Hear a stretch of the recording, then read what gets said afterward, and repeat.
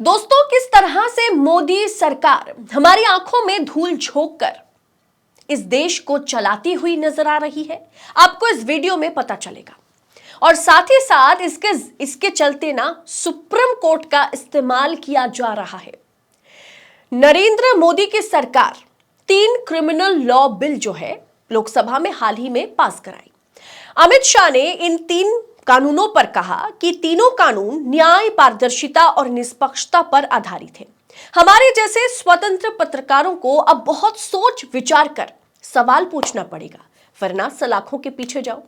दोस्तों, राजद्रोह को आईपीसी की धारा से मोदी सरकार ने हटाया तो है, पर इसके बदले ऐसे कुछ कानून लेकर के सरकार आई है जिसके बारे में आपको पता नहीं होगा। एक खबर यह भी है कि यूएपीए को और कठोर बनाया गया। भारतीय संविधान की सबसे कठोर धाराओं में से एक अनलॉफुल एक्टिविटीज को प्रिवेंट करने वाला लॉ जो है यूएपीए पर सुप्रीम कोर्ट का भी अब चौंकाने वाला बयान आया। बताएंगे आपको कि किस तरह से राजद्रोह को हटा करके सरकार सुप्रीम कोर्ट का इस्तेमाल कर रही है, सुप्रीम कोर्ट के जरिए यूएपीए को और कठोर बनाने की प्रयास में है। बताएंगे आपको वीडियो में, तो वीडियो को अंत तक देखिएगा। नमस्कार, स्वागत है आप सभी का देश नीति पर। मैं हूं आपके साथ अदिति।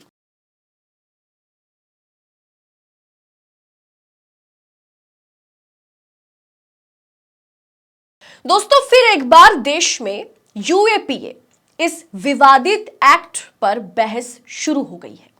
जी हां दोस्तों, देश के अल्पसंख्यकों के खिलाफ सबसे ज्यादा लगने वाली इस संगीन धारा को सुप्रीम कोर्ट ने अब और संगीन बना दिया है, जिसने देश के अल्पसंख्यकों खासकर मुसलमानों की चिंता बढ़ा दी है। और सिर्फ मुसलमान समाज ही नहीं, सरकार से सवाल पूछने वाले, सरकार की पोल खोलने वाले हर एक व्यक्ति के लिए, चाहे वो ऑफिसर ग्रेड के हो या चाहे वो पत्रकार हो या किसी भी कर्मस्थल पर अगर वो मौजूद है, चाहे वो किसी भी कम्युनिटी से ताल्लुकात रखते हो, अगर वो भारतीय जनता पार्टी विरोधी है, अगर वो मोदी सरकार से सवाल पूछने वाले हैं, तो उनके लिए यूएपीए को और खतरनाक बनाया गया और इसे सुप्रीम कोर्ट के जरिए बनाया गया। साल 2011 के अपने ही फैसले को बदलते हुए राष्ट्र विरोधी लोगों पर लगने वाले इस यूएपीए एक्ट को सुप्रीम कोर्ट ने बदलकर पूरे देश की सियासत को और ज्यादा गरमा दिया। आखिर क्या है पूरी खबर, चलिए आपको मैं विस्तार से बताती हूं। दोस्तों, सुप्रीम कोर्ट ने unlawful prevention activity act UAPA के संबंध में बड़ा ही हैरान कर देने वाला फैसला सुनाया, जिसने इस धारा के उपयोग पर सरकार को फिर से सवालों के घेरे में खड़ा कर दिया। जी हां, सुप्रीम कोर्ट ने कहा, यदि कोई व्यक्ति भारत में प्रतिबंधित किसी संगठन का सदस्य भी होता है तो उसको यूएपीए के तहत आरोपी मानते हुए कार्रवाई की जाएगी।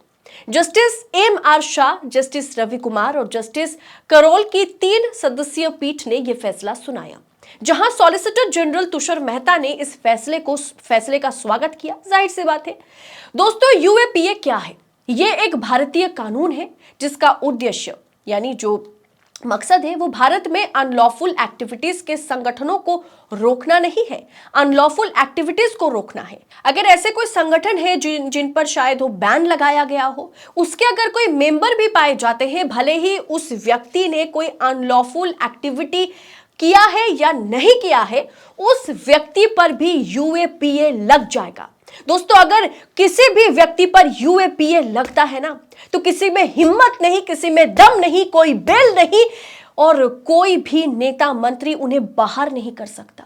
अगर कोई भी व्यक्ति राष्ट्र की सुरक्षा के लिए खतरा होता है तो जरूर उन पर कार्रवाई हो, लेकिन कोई संगठन पर अगर बैन लग जाता है, मानिए कि आरएसएस पर बैन लगा दिया गया, मानिए आरएसएस पर बैन लग गया, एक समय लगा भी था, सरदार वल्लभ भाई पटेल ने लगाया था, और आगे चल के अगर आरएसएस पर बैन लगता है तो क्या नरेंद्र मोदी आरएसएस शाखा से निकले हुए एक शख्स है, एक पॉलिटिशियन है, क्या उन पर यूएपीए लग जाएगा?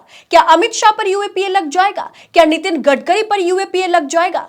क्या आरएसएस बैन अगर होता है तो उस संगठन से जुड़े हर एक व्यक्ति पर, भले ही उसने देश विरोधी कोई काम किया है नहीं किया है, उसे बिना देखे उन पर यूएपीए लग जाएगा?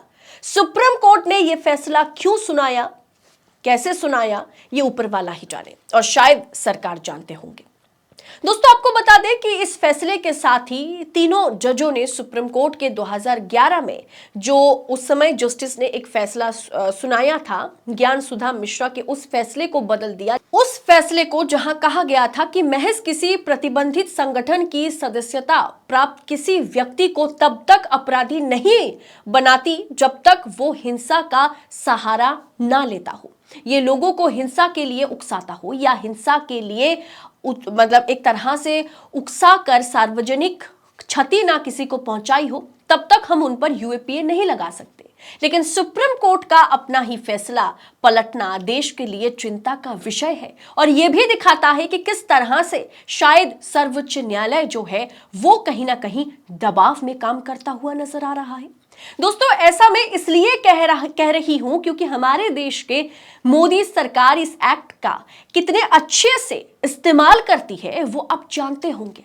सरकार की आलोचना करने पर मोदी सरकार कैसे इस धारा का उपयोग धड़ल्ले से करती है वो आप शार्जिल इमाम, उमर खालिद, सिद्दीकी कप्पन, ऐसे तमाम उदाहरण आपके सामने हैं, जहां सिर्फ शक के आधार पर इन लोगों के ऊपर यूएपीए की धारा लगाई गई और जेल में डाला गया, और आज तक वो जेल में है।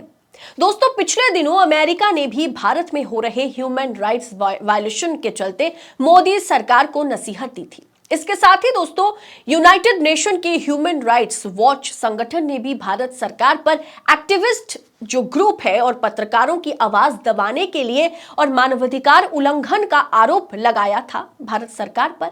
ऐसे में कोर्ट का अचानक से इस तरह से यूएपीए को और कठोर, कठिन बना देना कि सिर्फ आपको ये नहीं देखा जाएगा कि आपने कोई अनलॉफुल एक्टिविटी किया है या नहीं, अगर आप ऐसे किसी संस्थान के साथ जुड़े थे तो आप पर यूएपीए लग जाएगा, बिना ये देखे कि आपने वाकई देश को क्षति पहुंचाया है या नहीं।